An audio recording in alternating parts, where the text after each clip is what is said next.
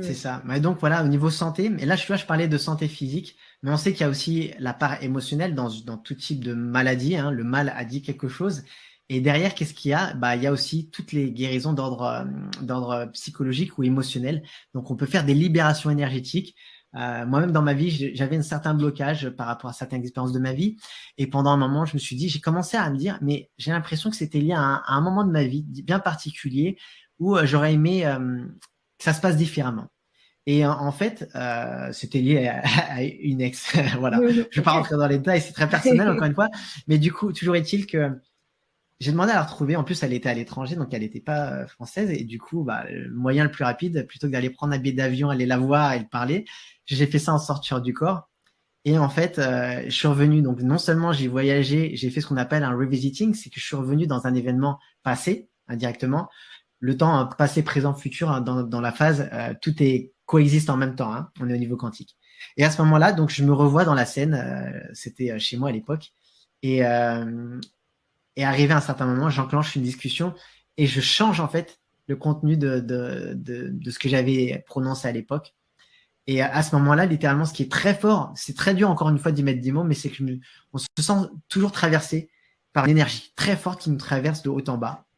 Et, euh, et là, c'était tellement fort que tu sais. En fait, c'est dur de mettre des mots, hein. Tu sais Mm. qu'il y a une libération qui vient de s'effectuer. Et quand je suis revenu à moi, j'étais quelqu'un de différent. J'étais Mm. une version optimisée de moi-même parce que je venais de me libérer de quelque chose. Et aujourd'hui, dans des centres du sommeil, au niveau thérapeutique aussi chez certains psychiatres, ils utilisent ça, notamment en Australie, pour guérir justement, se débarrasser de phobies très très fortes. Voilà, donc ça pour moi c'est quelque chose de très fort.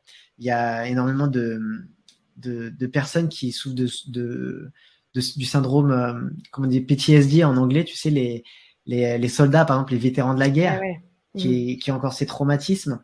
On utilise tout ça et ils vont faire face à leur plus grande peur à l'entrée de la phase. Alors encore une fois, la peur ne manifeste c'est pas systématique, hein, pas du tout, hein, il y ait quelque chose de terrifiant qui arrive. Mais parfois, ces personnes, elles vont commencer à sortir, vivre quelque chose de beau, mais elles savent qu'elles vivent cette expérience et que leur but dans tout ça, c'était de faire face à une peur.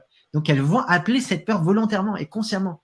Et c'est là que je disais qu'on est pleinement créateur, on est un super-héros en force dans ce type d'expérience parce qu'on sait que rien ne peut nous arriver de grave. Il n'y a aucun danger, au contraire. Et cette peur peut se manifester sous différentes formes. Ça peut être un animal qui en temps normal nous fait peur ou une ombre ou quoi que ce soit. Et on va juste dialoguer avec elle. On va commencer à lui poser toutes les questions qu'on a envie. Pourquoi es-tu là, etc. Et instantanément, ce qu'on remarque, c'est que ces formes, cet animal, voilà, va se transformer en quelque chose qui, pour nous, et encore une fois, donc ça dépend de la symbolique de chacun, va être synonyme d'une image très belle. Donc chez certains, ça va être un enfant parce que c'est la forme d'innocence, de pureté. Chez certains, ça va être une figure, un vieillard ou parce que pour nous, ça nous fait penser à nos grands-parents. Ça peut être un ange. Ça peut prendre tout un tas de formes. Et c'est souvent très fort. J'ai cette femme qui vivait depuis son enfance ce cauchemar d'être poursuivie par un loup dans un bois.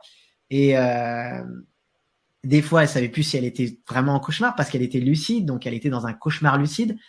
Et à des moments, elle avait l'impression d'être en sortir du corps, donc sortie, et d'un seul coup, à nouveau ce loup qui était là. Et après avoir vu, donc justement, voilà, après avoir vu toutes les vidéos, hein, elle a enfin, elle a commencé à se dire, au lieu de fuir, tout simplement, je vais y faire face et je vais poser les questions, pourquoi es-tu là? Qui es-tu?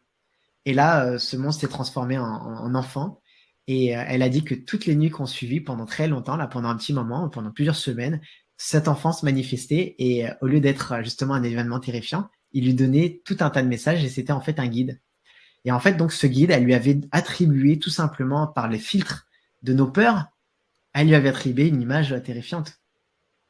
Voilà.